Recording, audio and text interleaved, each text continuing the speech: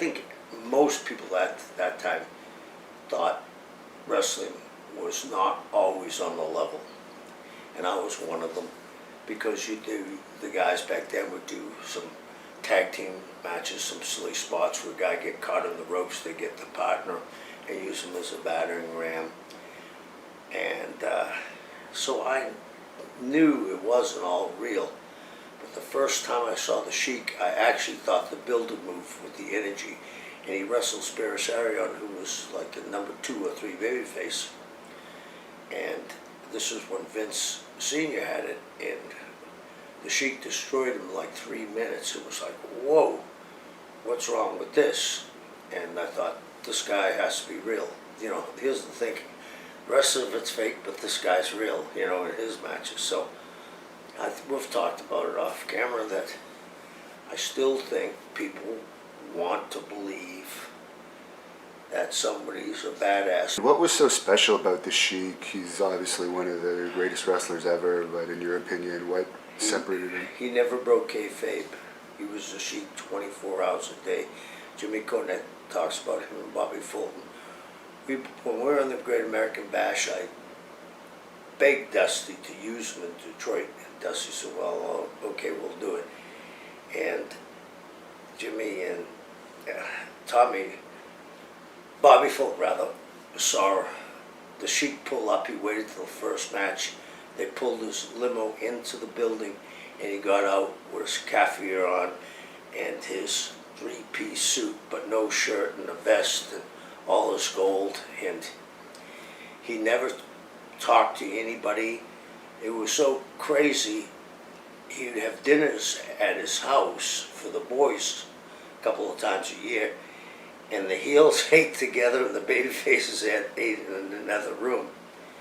And Terry Funk tells a story that he got arrested in Amarillo. He went to cash his check. He was making them believe that he didn't understand what was going on. He made a big commotion. They got scared and called the police, and the police took him out. He just was the Sheik 24 hours a day.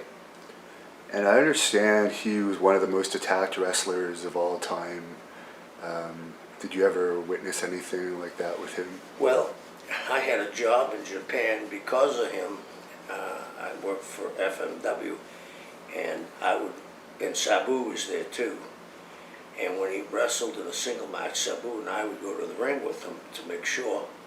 The Japanese weren't violent, but they have a thing over there. If you touch something that you're really scared of, you get good luck, and everybody would try to touch him. And he would chase them out of the arena, and 5 minutes later, he'd come back in the arena from outside, and the people would come too, and every chair was set up. I mean, he was a big draw. In fact, what made Japan hot again was a famous match with Abdullah and the Sheik against the Funks. That turned the Funks babyface there, and they had a run, and they're still wrestling there. And that was where Terry got his arm cut up? Yeah, with the fork from Abdullah. And what happened with, I don't know if you were booking in WCW at this time, but the Sheik did manage Sabu at the Halloween Havoc. Why did that not work out, that situation? Well, there was a spot they did. Jerry Lynn and Sabu did a spot, and they didn't tell the Sheik. And they both came over the top and landed on him and broke his leg and his hip. So that's what happened to him. Do you think that Sabu could have had a good run at that time? Because that was probably when he was at his hottest. Yes. I was with Sabu when I worked for the Sheik in Ontario, when he was running it with the Bearman. And Sabu, I either had one of his early matches, Market, Lewin and I were there, and he had it from the beginning.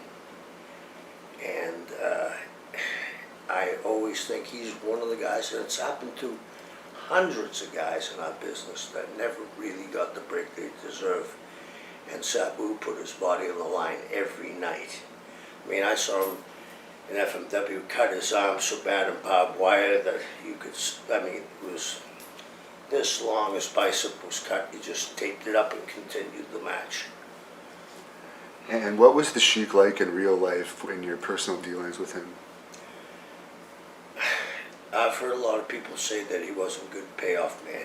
He was very good to me. I had a great guarantee when I worked for him, and he paid everything, room, food, transportation. He was great.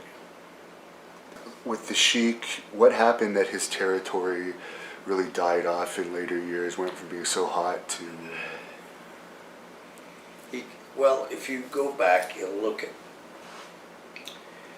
in the 60s, the wrestlers that came off of national TV, meaning Chicago TV, Bruiser, Vern, Wilbur Snyder, Sheik, all wrestled on top too long. And the Sheik wrestled on top too long. He kept the belt way too long, and his matches started to be shorter and shorter.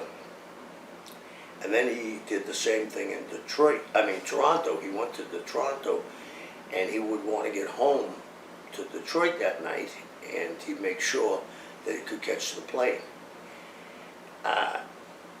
The wrestlers themselves got caught into this program that they didn't, if they developed younger talent, they only brought them to a certain level to support their own asses, and didn't step away and give the younger kids a break.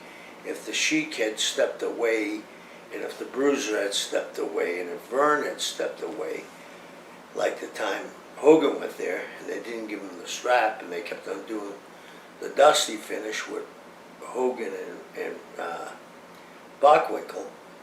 And Nick was a fabulous performer, but the people got tired of seeing the same guys over and over again, and then you start to think you're creative, and you're thinking of ways to keep the belt on the guy, and you start to cheat the fans out of a win.